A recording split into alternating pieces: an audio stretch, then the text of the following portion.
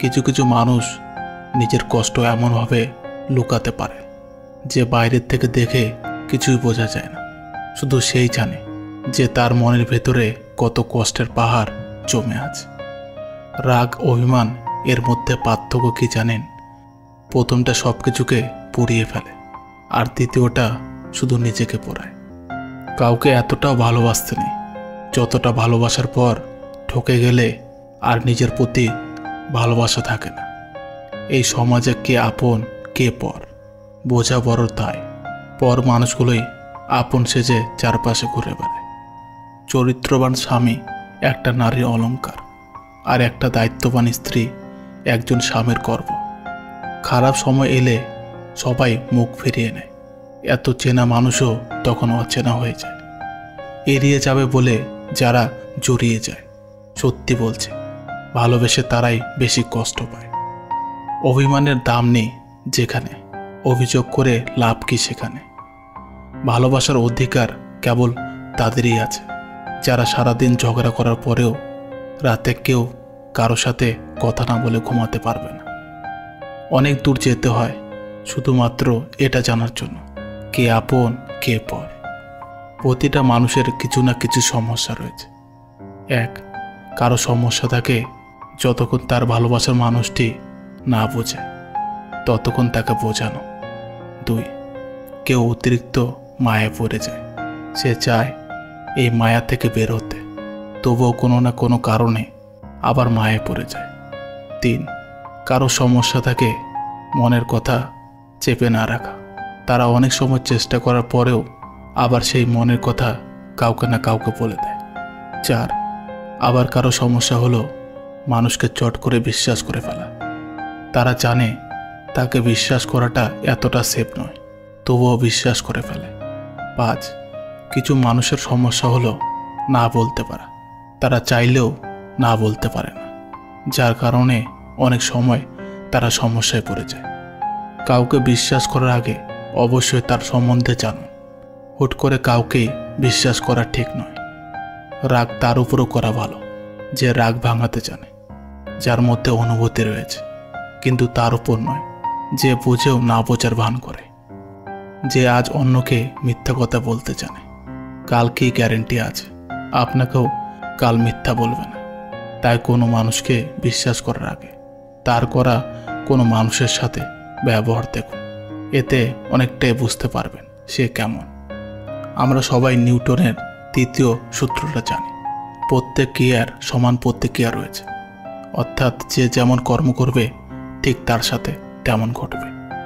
যদি আপনি কারোর থেকে ঠকে থাকেন তবে প্রতিশোধ নেওয়ার দরকার নেই, এটা মনে রাখবেন। যে যেমন সে কারো না কারো থেকে ঠকবে, এটা নিশ্চিত। এই পৃথিবীতে কোনো কিছুই চিরস্থায়ী নয়, একদিন না একদিন পরিস্থিতি পরিবর্তন ঘটবে, ভালো সময় আসবেই। তাই একটু ধৈর্য ধরুন। আপনি আপনার ভবিষ্যৎ পরিবর্তন করতে পারবেন না, কিন্তু আপনি আপনার অভ্যাসগুলো পরিবর্তন করতে পারবেন, আর এটাই আপনার ভবিষ্যৎ পরিবর্তন করে দেবে। যেদিন আপনি নিজের উপর অভিযোগ করতে শিখবেন, সেদিন থেকে অন্যের প্রতি আপনার অভিযোগ কমতে থাকবে। একজন ছেলে বা মেয়ে সৌন্দর্য হওয়ার থেকে চরিত্রবান হওয়া বেশি প্রয়োজন। মানুষের মতো চেহারা হলেই মানুষ হওয়া যায় না, মানুষ হতে গেলে সবার আগে মনুষ্যত্ব অর্জন করতে হয়, যা সবার থাকে না। শুধু একবার একা হয়ে দেখো, পৃথিবীতে কেউ কারণ নয়। জীবনে চলার পথে সবাই অভিনয় করে, কেউ ছুটে স্বার্থের টানে, কেউ বা আবেগের কারণে। রাগ করে কথা বন্ধ করে দেওয়াটা ভালোবাসা নয়, রাগ ভাঙানোটাই হলো ভালোবাসা। হরিণ যখন বাচ্চা দেয় তখন তার মায়ের মধ্যে সবসময় ভয় থাকে যেন বাঘ না এসে তার বাচ্চাকে খেয়ে নেয়। তাই মা হরিণ তার বাচ্চাকে হাঁটা শেখানোর জন্য লাথ মারে যেন তাড়াতাড়ি হাঁটা শিখতে পায়। তেমনি ঈশ্বর আমাদের দুঃখ দেয় যেন আমরা আরও কোনো বড় বিপদে না পড়ি, তার জন্য। সুখের সঙ্গে টাকার কোনো সম্পর্ক নেই, টাকা শুধু চাহিদা মেটায়। সব সুখ যদি টাকা দিয়ে কেনা যেত তাহলে ভালোবাসাও দোকানে বিক্রি হতো। লোকে যা প্রকাশ্য করে তা অনেক ক্ষেত্রে তার আসল চরিত্র নয়, লোকে যা আড়ালে করে সেটাই তার আসল চরিত্র। বাস্তবতার রাজ্যে মানুষ ভীষণভাবে অসহায়। পাওয়ার পর যদি মর্যাদায় দিতে না পারো তাহলে হারিয়ে যাওয়ার পর কেঁদো না। অর্থ মানুষের অবস্থান পরিবর্তন করলেও স্বভাব কখনো বদলাতে পারে না। কাউকে দুর্বল মনে করবেন না। 5 টাকা দামের কলমও 5 কোটি টাকার চেক লেখার কাজে আসে।